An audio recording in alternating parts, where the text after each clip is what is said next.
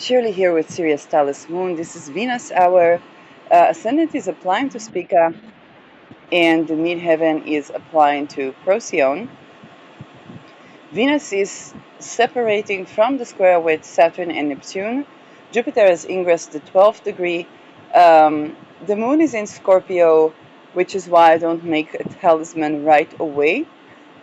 Perhaps I'm wrong, perhaps I'm right, I don't know, but the moon is ruled by Mars. Mars is conjoining Al-Qaid.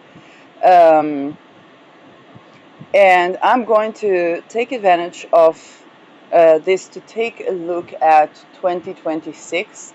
So I began to look at the Mercury retrogrades, which are going to be in the water sign.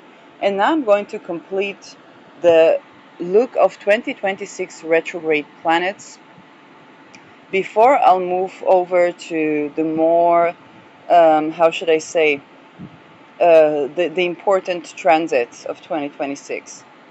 So Venus, we always take a look at when will Venus be retrograding.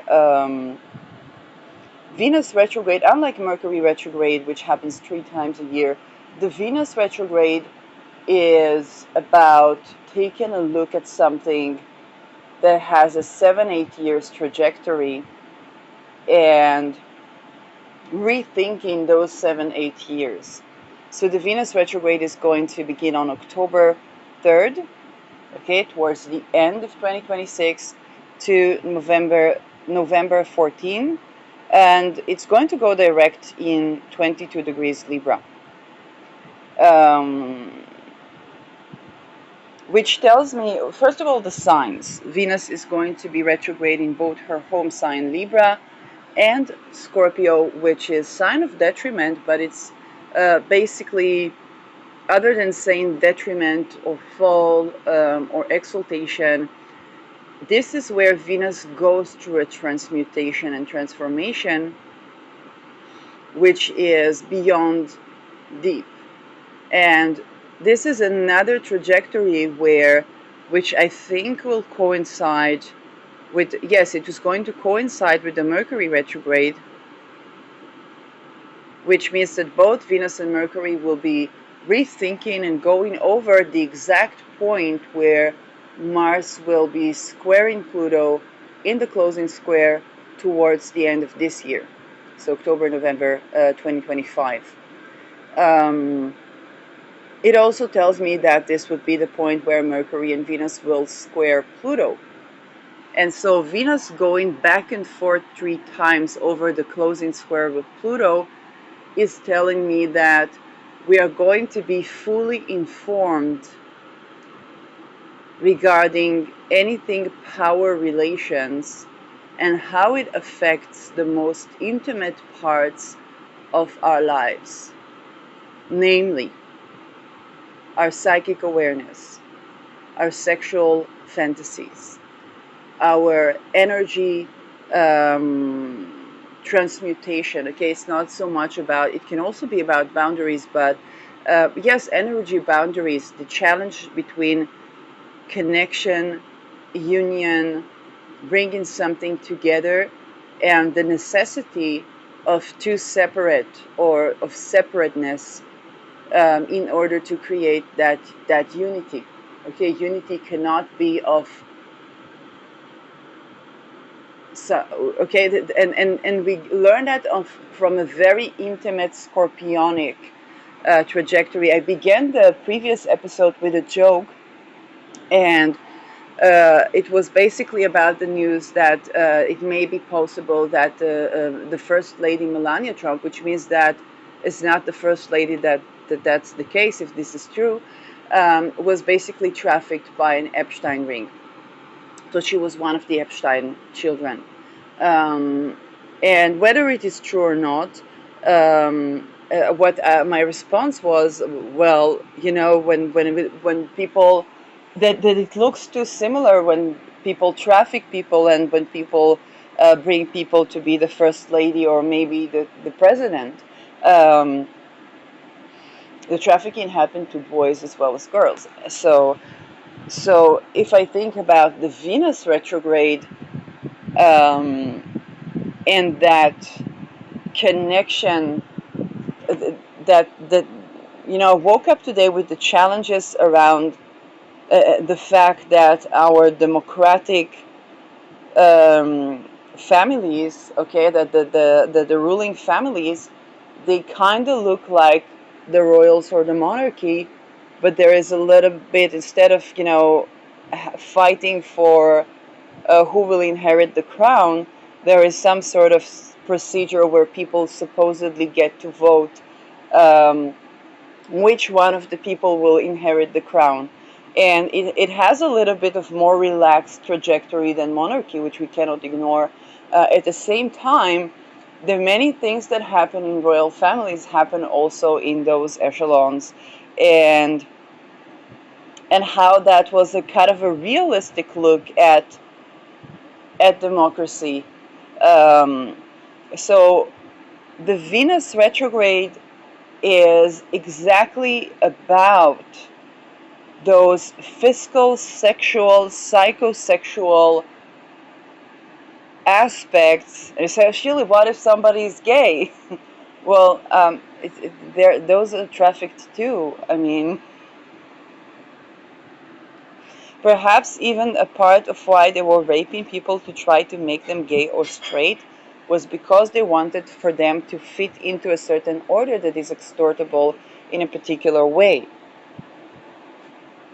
Because the training of the children that were supposed to be the spies, um, it's kind of like they had to look, if you think about it, they had to train the child to see the face of a person and understand what the sexual fantasy is. Now, when you look at the face of leaders, you see that their energies are comprised. You don't have to go all the way. If you listen to my voice, you see that my voice is comprised of many various energies. That is like a conglomerate of energies when I broadcast. And it has actually an origination protective quality. It's not intentional, but if you think about putting my voice to AI, it would be very complicated because my voice is comprised of many frequencies and many consciousnesses, so to speak, because I have channel all the time. It's just and it's just really, what about your intimate life? Like, I don't want to be interfered. What about yeah, those are actual challenges. So think about Venus retrograde and you think about the face of leaders, where it's almost adaptability, both because they have kind of like a hive mind and a couple of handlers and so on. But you can see the eyes. If you look closely, you might even see the eyes of one of the colleagues or one of the people um, that are in that society. And it's almost like the people merge in their mannerisms and expressions. It's a part, it's a facet. For many of them, it's a part of a personality code. I don't know what rituals were done on me from afar. Um, I have a regular upbringing, so I don't know. But for people, I actually see that. Okay, it's kind of like I was looking to see what is the name of the condition where they have that, and then I began to see that with people, so it was easier for me to recognize. So with the Venus retrograde, we're definitely going to be looking at all those things, because if you think about the fact that sometimes a person has this face and then that face and then that face and then that face, it's a little bit protective from espionages, although it doesn't. And it's not necessarily why it's done, because the person needs to have kind of like the attributes of a couple of personalities to operate, um, or something of that sort. And there's AI going into that. But then when it comes to Venus, she's going to explore the deep, and she's going to rethink all those power dynamics with Pluto in Aquarius. Pluto in Aquarius can be the power of AI. So the power of AI when it comes to our sexual relationships, to our intimate relationships, but also to our finances. Venus rules values.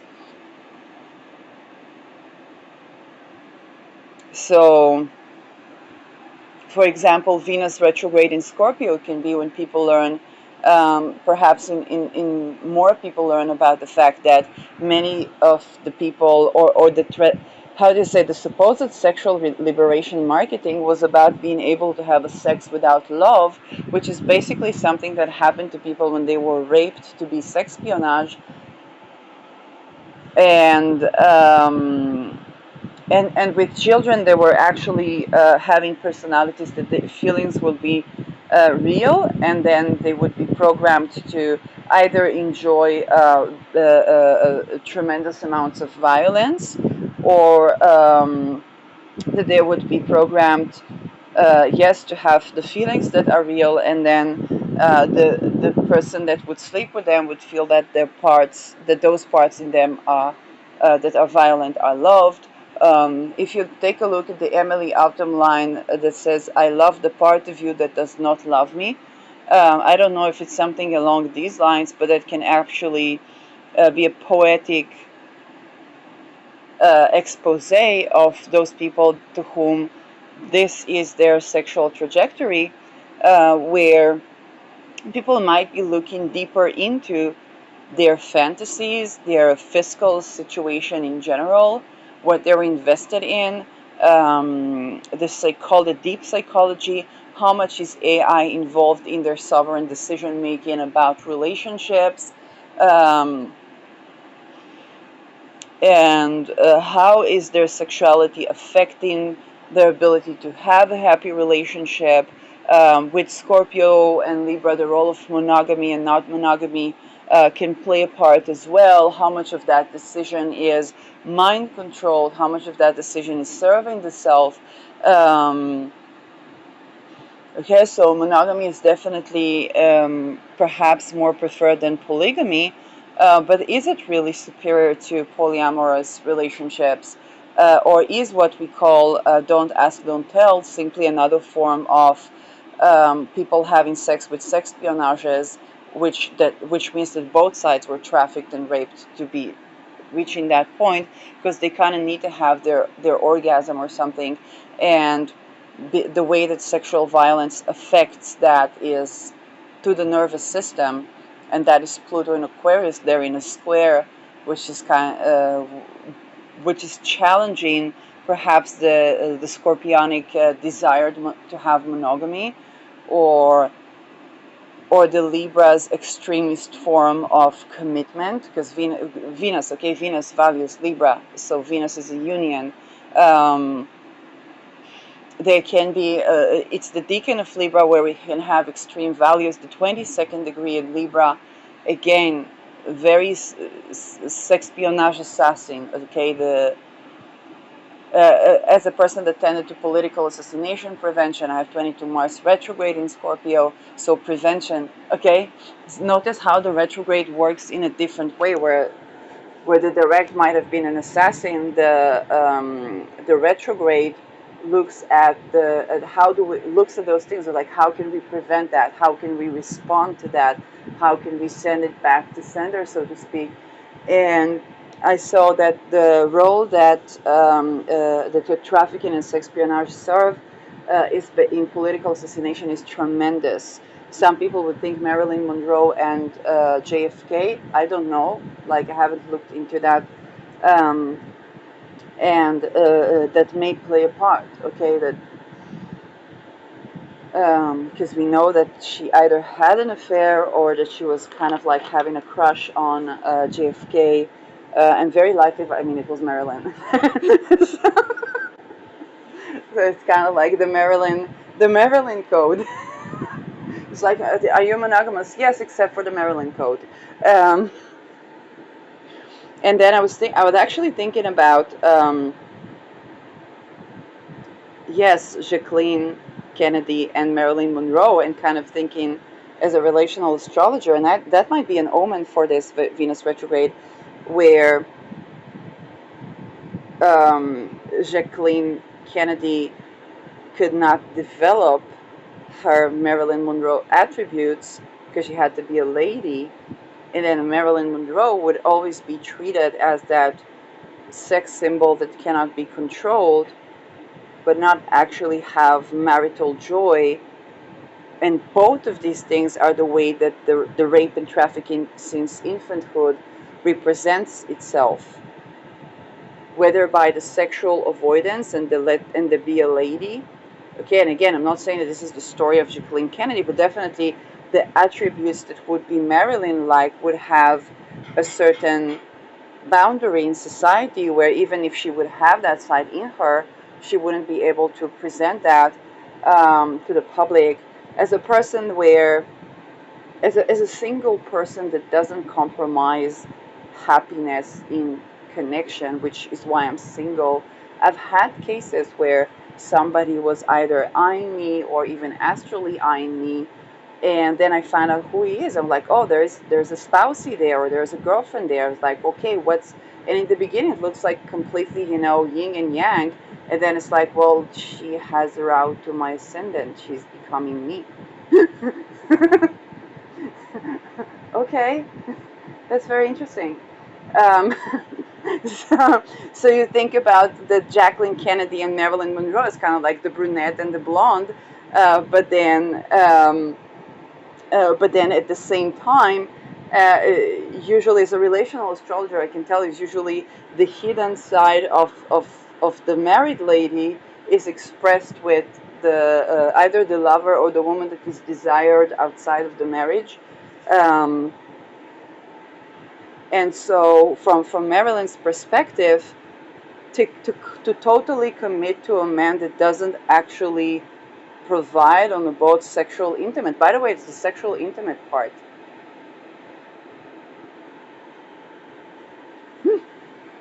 It is what it is, and and he doesn't actually provide that safety to have an orgasm with him. Not as a lover, so he stays a lover because he doesn't provide the safety to have an orgasm with him. That's the point. And so okay, I'm 41, I'm single, I'm a relational astrologer. There are just things that I know that others don't talk about, okay? And also, um, the Venus retrograde, okay, with Scorpio and Libra, it can be right on that trajectory because the square to Pluto Venus hard aspects can denote of a certain, not love triangle, but a situation where there is a taboo that's preventing a relationship from going into full fruition, which can give us various cheating or even trafficking scenarios. Okay, for example, um, oh, hello. I think, yeah. Have you lost it? Retrogression. Thank you. Um, yeah. And so in those situations, um, many times it is um, like the intricacy is such that there is a certain taboo with Pluto that needs to be addressed before any relationship can be, or before even a sex work can be work. Okay, and a lot of people say sex work is work. I worked in sex positive industry to sell like self pleasure tips, workshops, and awareness to the full facet of what people, when it comes on the medical level, trauma to the body is something that's not just, like PTSD or something like that. It can even be when people don't perform even self-pleasure in a way that allows the body to adjust, and that can create all kinds of, candida situations as well.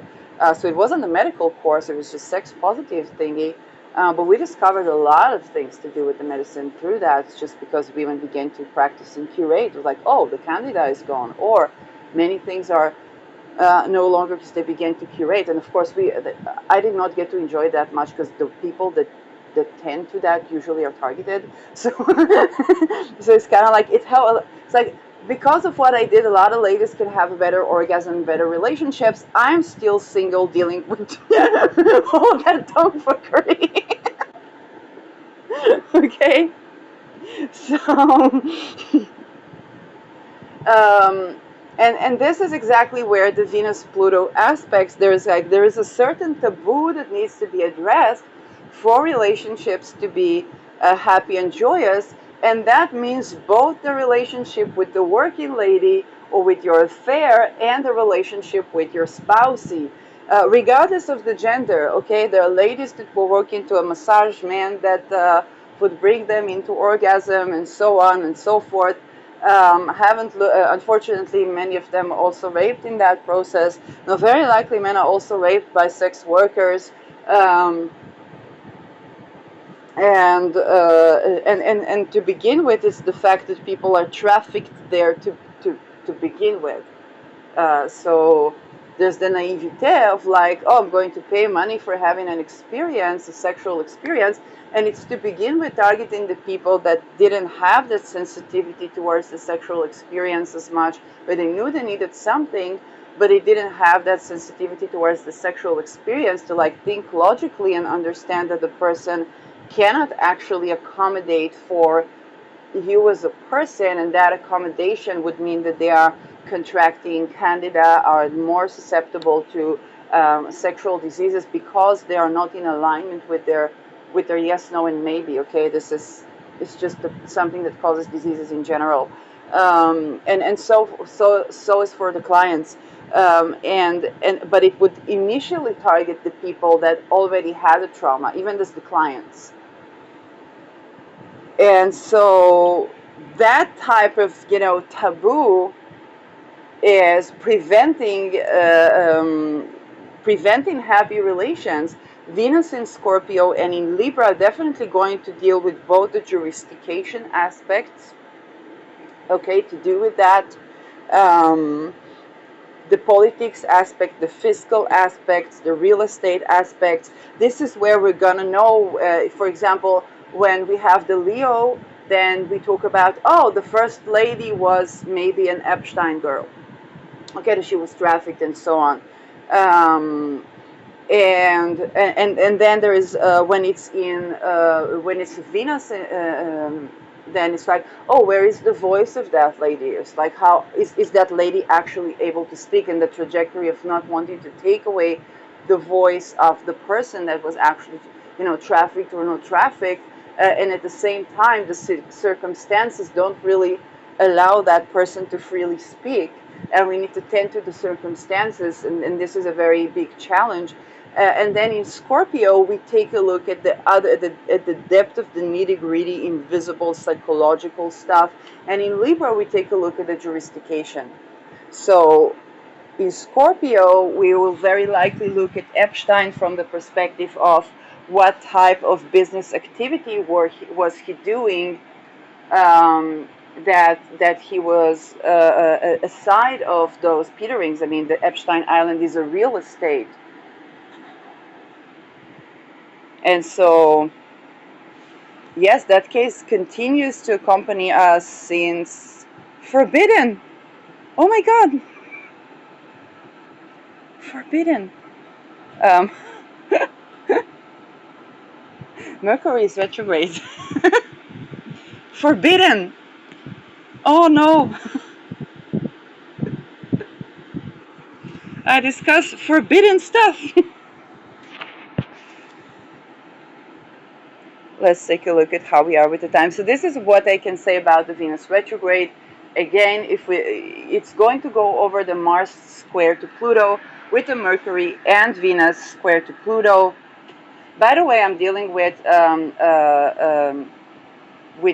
attempts to rape me through the astral as I speak about that, which is kind of another facet of Venus in Scorpio that deals to the stuff that is invisible and is a part of what both public people, business people, targeted individuals, scientists deal with. In fact, the reason I took a break from academia was because I was tending to these facets that were used to traffic people in academia, and displaying the connection of consciousness that leaves a trace, the technologies that we have to observe those frequencies, which we do. Okay, this is how your safe screen reads your thoughts, or you put your phone in surroundings where the camera cannot even see but because everything light is frequency, then we can translate that just like we can do with the the Telegram. I don't mean the Telegram app, but I mean the actual phone. Okay, this is how you can have a phone call from here to, I don't know, China, and hear one another because we translate waveform into something that is audible. And that was what I was doing in my thesis and in my second degree. So I was highly targeted, and I was looking at it from a scientific point of view, which kind of nullified all the psychiatric tagging of people that went through that, um, which means they are all entitled to lifelong compensation for the MK Ultra experiments they were going through. And yeah. Scorpio is my ninth house. So this is another thing that might be unusual to people, but for a lot of people, and what I noticed when I was aside of my thesis, also connecting with people on social media, I became the go-to person when people would have, let's say, these astral experiences or intimate astral experiences that they didn't know how to share, and it could be positive things. Okay, person dating somebody, they have an energetic melting into one another, and then let's say the lady begins to pay attention to the butts and bosoms of ladies around her, and she's like, well, I'm not usually paying attention to that. Why does that happen? Or the guy begins to change because it is kind of like they begin to transform into one another, and and at the same time it's kind of like, hey, it's pleasurable, but also how do we maintain that separateness and enjoy that pleasure, and how do we work with that in a way that is enjoyable to us, um, which was also a question that I was asking and still asking in my personal relations. With Scorpio, there's always the temptation. They want to know, and then the curiosity is not curiosity that killed the cat, but also kind of like this. It really requires radical acceptance and dealing with a lot of insecurities when, when we're that intertwined with someone that we see. Who else are they looking at?